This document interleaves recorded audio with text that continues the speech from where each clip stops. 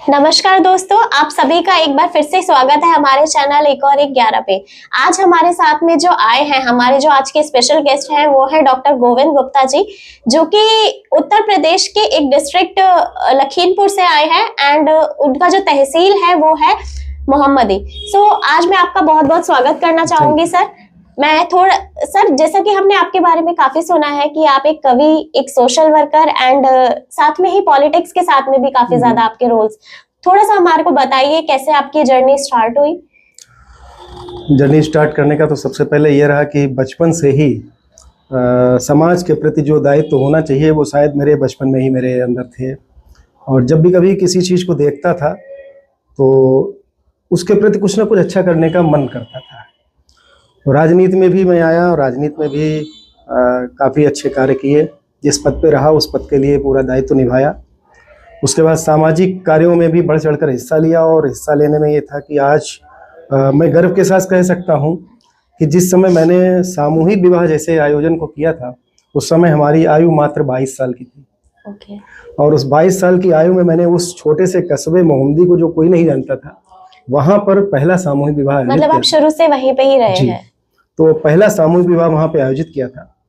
बहुत सी आशंकाएं लोगों को थी, होगा नहीं होगा, कैसा होगा, लेकिन बहुत अच्छा कार्यक्रम वो हुआ। और उसके बाद वहाँ पर 15 कार्यक्रम हुए जो मेरे संयोजन में हुए, समाज के सहयोग से हुए। तो वो जो कार्यक्रम आप बता रहे हैं वो सब सामूहिक विवाह से रिलेटेड थे या कुछ और भी? वो उसमें सामूहिक विवाह होते थे और लगभग 700 से अधिक पूरे देश से लोग आते थे वहाँ पर और उनके विवाह वहाँ पे संपन्न होते थे। और उसके बाद जो अन्य सामाजिक कार्य, चाहे वो रक्तदान हो, वृक्षारोपण हो, अन्य चीजों में तो जो जनरल सब लोग करते ही हैं। मतलब आप जो मौका मिल जाए आप बिल्कुल अपनी तरफ से गंवाना नहीं चाहते। अगर मैं बात करूं कविताओं की या कुछ भी, जैसे आप कवि हैं तो कुछ उसके बारे में बताइए, किस तरह की कविताएं आप लिखना पसंद करते हैं? या कविताओं के बारे में तो सबसे बड़ी चीज है कि मैंने हमेशा ये माना है कि मैं कुछ नहीं लिखता हूँ। एक प्रेरणा होती है और वो शक्ति कोई और होती है कि जो आपके मन में वो प्रेरणा डालती है कि आपको ये लिखना है। मैं जब प्रातःकाल उठता हूँ तो उठते समय कुछ शब्द मेरे मन में आते हैं कि मुझे वो समाज को देने चाहिए और मैं उन शब्दों को लिखकर अपने व्हाट्सएप के माध्यम से सभी के पास प्रेषित करता हूँ। और उसका जब मुझे खुशी इस बात की होती है कि जो वही शब्द मेरे पास वापस आते हैं लौट के, तो लगता है कि ये मैंने व्हाट्सएप के अलावा और कौन से प्लेटफॉर्म्स पे आप इसको? फेसबुक भी है, इंस्टाग्राम भी है। किस नाम से आपका फेसबुक चैनल है? गोविंद गुप्ता जी। गोविंद गुप्ता। तो अगर मैं सोशल वर्क की बात करूं तो और किस किस तरह के, जैसे कि लाइक आपने बताया ब्लड डोनेशन, और किस किस तरह के और चीजें आप? सोशल सबसे बड़ी एक्टिविटीज का मतलब ये होता है कि आज सोशल वर्क जो है वो एकदम इवेंट बन गया है। बिल्कुल। मैंने उसको धरातल पे करने का प्रयास किया। जैसे कि मेरे जनपद में बाढ़ आती थी तो हम लोग जानते हैं कि सरकार सहयोग करती है, लेकिन उसके बावजूद भी मेरे मन में था कि उन लोगों के लिए कुछ करूं।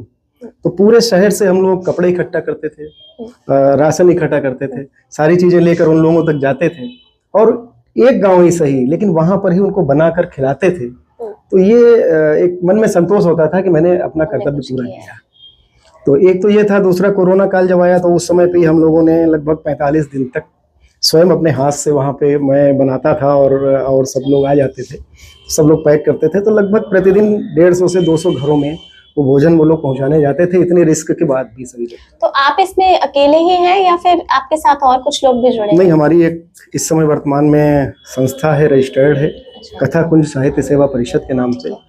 और उसमें श्री मुकेश पटेल जी सह संस्थापक हैं, हरेंद्र जी उसमें कोषाध्यक्ष हैं, और बाकी हमारी टीम है पूरे देश में है और अन्य अन्य प्रांतों में बहुत से कार्य सामाजिक भी हो रहे हैं और साहित्यिक भी हो रहे हैं। राजनीति में हम लोगों ने संस्था को लाने का प्रयास नहीं किया है क्योंकि यहाँ से हम सिर्फ उन लोगों के लिए कार्य करना चाहते हैं जो अच्छा करना चाहते हैं। ठीक है। इसके बारे में, इसके साथ में अगर हम ये चाहे कि आगे आपकी इस तरह के और क्या क्या एम्बिशंस है, तो आगे की तो हमारी प्लानिंग, एक तो प्लानिंग है कि हम लोग जो साहित्य के क्षेत्र में हैं तो वहाँ पर हम लोगों ने एक अवार्ड प्रारंभ किया है जो मैंने अपने कस्बे में ही प्रारंभ किया है, जिसमें पूरे देश से लोग आते हैं। और उसमें केतकी हमारे मोहम्मदी का एक ऐतिहासिक पुष्प है जो पूरे वर्ल्ड में कहीं नहीं खिलता है, मोहम्मदी में खिलता है। वो एक महाभारत काल में ऐसा रहा है कि आज समय नहीं है, लेकिन वो आप जब गूगल पे सर्च करेंगे तो मिल जाएगा कि केतकी का फूल केवल मोहम्मदी में खिलता है। और उस केतकी के नाम पे, और गोमती, आदि गंगा गोमती है वो हमारे इधर से निकली है तो उनके नाम पे मैंने 2 अवार्ड वहाँ पे रखे हैं और ये इस वर्ष चौथा साल था। और इस बार सबसे बड़ी खुशी ये हुई कि पहले प्रांत, फिर देश, उसके बाद विदेश तक उस मोहम्मदी के साथ साथ केतकी और गोमती के साथ कथाकुंज का भी नाम पहुंचा है। और इस वर्ष अमेरिका से भी हमारे यहाँ प्रतिभागी आए और उनको भी ये केतकी सम्मान प्रदान किया गया। तो सर कोई एक ऐसा मैसेज जो आप हमारे व्यूअर्स को देना चाहेंगे कि क्या उनको अपनी लाइफ में कुछ भी एक मैसेज जो आपके माइंड में? लाइफ के बारे में मैं यही बताना चाहूँगा, मैं स्वयं उदाहरण हूँ कि मेरे पास अपना कुछ नहीं। बचपन में भी बहुत संघर्ष किया, आज भी वही संघर्ष कर रहा हूँ। मेरी 3 बेटियां भी हैं, मैं चाहूँ तो उनके लिए ही अपना व्यापार करूँ और उनके लिए ही कमा के रखूँ। लेकिन समाज सबसे बड़ी चीज़ होता है। हम सोचते हैं कि समाज कुछ हमारे लिए नहीं है, लेकिन हम करते रहें।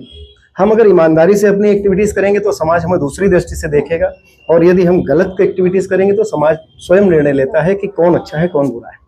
और मैंने पहला चयन किया कि मैं अच्छा कार्य करूँगा, और उसके लिए समाज ने स्वीकार भी किया है उस चीज़ को। और आज इस स्थिति में, आज डॉक्टरेट की उपाधि मुझे मिली है, तो ये उसी का परिणाम है। Thank you so much sir, बहुत अच्छा लगा आज आप हमारे इनविटेशन पे आए, एंड उत्तर प्रदेश से सर स्पेशली हमारे लिए आए थे। And thank you so much guys, thank you so much.